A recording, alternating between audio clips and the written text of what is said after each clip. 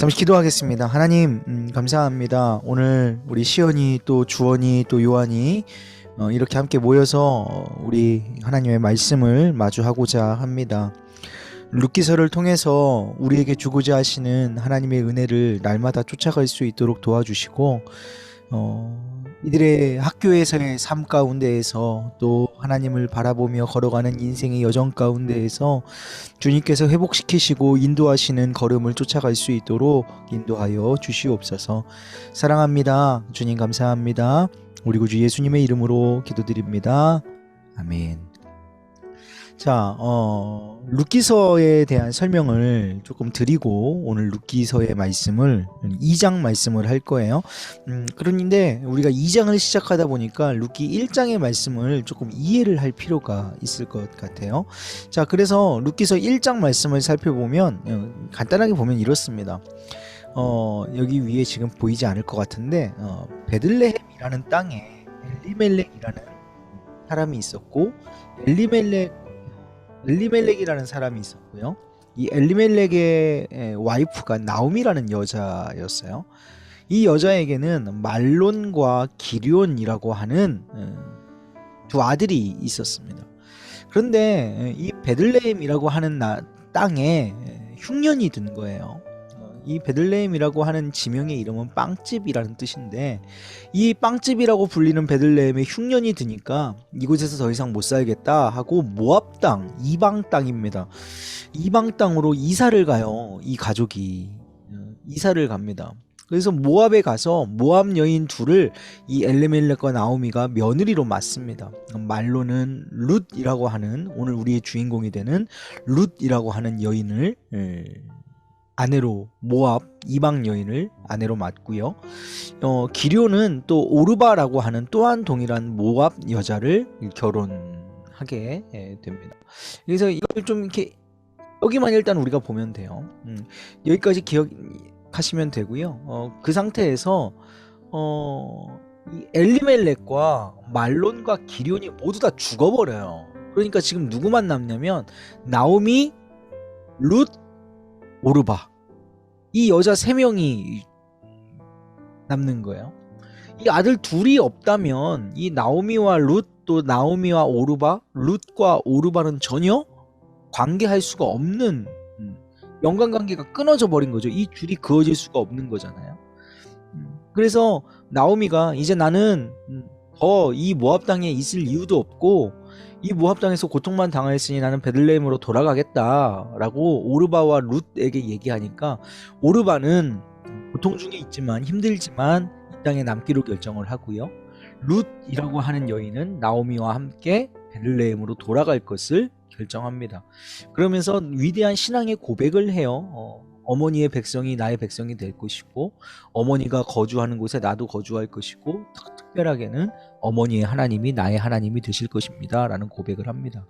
자, 어제까지가 여기에 말씀이었고요. 오늘은 이제 드디어 룻과 나오미가 베들레헴으로 돌아왔어요. 그 다음에 이제 드디어 보아스라고 하는 어떻게 보면 귀인이라고 할까요? 이런 사람을 만나게 됩니다. 그 만나는 장면을 오늘 우리가 말씀을 통해서 볼 거예요. 자, 우리가 먼저 1절에서 오늘 13절까지의 말씀인데 1절부터 7절까지 저랑 주원이랑 한 절씩 번갈아 가면서 하도록 하겠습니다. 제가 1절 하고 우리 주원이가 짝수하면 될 것 같아요. 제가 홀수를 할게요.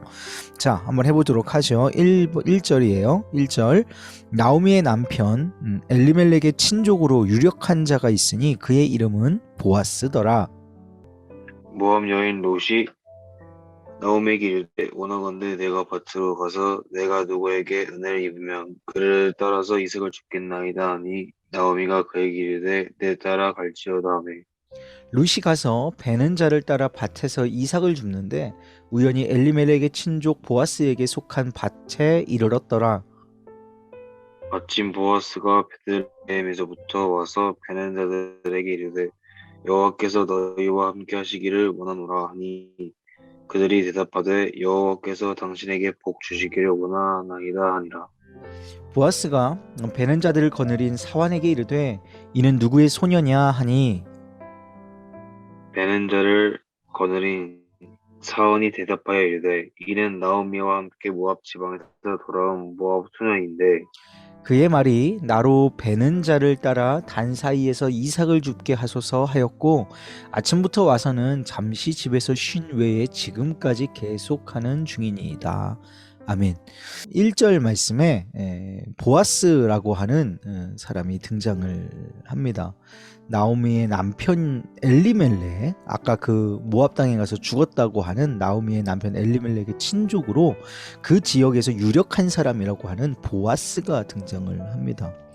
이 보아스가 모압 여인 룻이 이제 나오미, 그러니까 시어머니죠. 시어머니한테 말합니다. 그러니까 우리가 베들레헴에 이제 돌아왔는데 돌아와 보니 뭐 베들레헴이라고 우리가 그냥 가만히 있는다고 먹을 것을 우리에게 허락하는 자가 없으니 내가 가서 이삭을 줍겠습니다. 이삭을 줍겠다라고 얘기를 하죠. 그러니까 가만히 있지 않았던 거예요. 그냥 누군가의 동정을 원하거나 누군가가 나를 구해주겠지라는 막연한 생각을 가지고 있었던 것이 아닌 거죠. 그리고 나서 이제 룻이 보아스의 집에 이르릅니다. 보아스가 가지고 있는 밭에 이르러요. 근데 여기서 제가 좀 주목해서 보고자 하는 메시지가 있는데 3절 말씀 중간에 제가 좀 파란색으로 표현을 해놨어요. 우연히 엘리멜렉의 친족 보아스에 속한 밭에 이르렀고 4절에 보면 마침 보아스가 베들레헴에서 와서 이제 룻을 만나게 되는 거예요. 여러분 우리 주원이가 볼 때 우리의 인생 가운데에서 이런 경우들이 있잖아요. 우연히 내가 어디에 갔는데 좋은 일이 있었어. 그리고 마침 하나님이 마치 예비하신 것처럼 마치 이 일이 내게 너무나 좋은 일로 펼쳐졌어. 성경에서조차 룻이 우연히 보아스에 속한 밭에 이르렀다고 고백하고 또 마침 보아스가 베들레헴에서부터 와가지고 그 보아스를 만나게 되는 장면을 보면서 이야 이건 우연의 연속이구나. 진짜 우연히 느껴지는 그 로또 맞은 것처럼 그런 복이 많구나라고 느낄 수 있지만 여러분 이 우연히와 이 마침은 정말 놀라운 하나님의 계획 안에 포함되어 있는 거죠. 더 놀라운 사실은 그것이 우리가 입증하는 것은 이것이에요. 여기 2절 말씀 끝에 이삭을 줍겠다라고 고백하죠. 만약에 이 룻이 이삭을 줍겠다고 나서지 않았다면 그리고 7절 말씀에 아침부터 와서 이 룻이 했다는 거예요. 룻이 아침부터 와서 잠시 집에서 쉬네 지금까지 계속하는 중이다. 성실하게 이삭을 주었던 거죠. 그렇게 하지 않았다면 이 우연도 이 마침도 없는 것이죠. 그가 성실히 하는데 그 가운데에 하나님께서 계획하셔서 우연히 마침 밭에 이르고 보아스를 만날 수 있는 은혜를 누리게 하시는 것이죠. 자, 이 세상에 우연은 없다.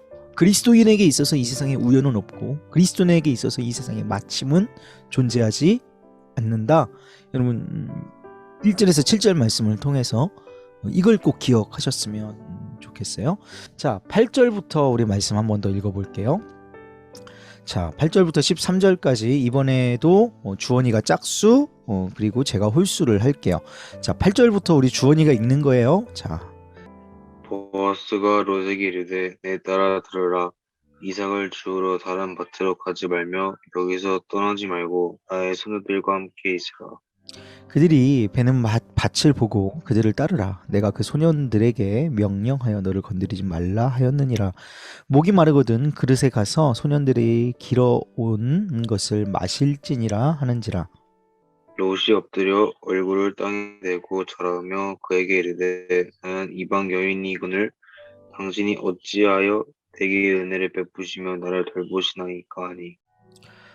보아스가 그에게 대답하여 이르되 내 남편이 죽은 후로 내가 시어머니에게 행한 모든 것과 내 부모와 고국을 떠나 전에 알지 못하던 백성에게로 온 일이 내게 분명히 알려졌느니라. 여호와께서 네가 행한 일에 보답하시기를 원하며 이스라엘의 하나님 여호와께서 그의 날개 아래에 보호를 받으러 온 내게 온전한 상 주시기를 원하노라 하느니라. 루시 이르되 내 주여 내가 당신께 은혜 있기를 원하나이다. 나는 당신의 하녀 중에 하나와도 같지 못하오나 당신이 이 하녀를 위로하시고 마음을 기쁘게 하는 말씀을 하셨나이다. 아멘. 자, 8절 말씀부터는 이제 보아스 왕 룻이 만났어요. 룻은 이삭을 줍고 있었고 보아스는 그 이삭 줍는 땅의 주인이었어요. 마침 보아스가 베들레헴에 도착을 했고 이삭을 줍고 있던 룻을 보게 된 거예요.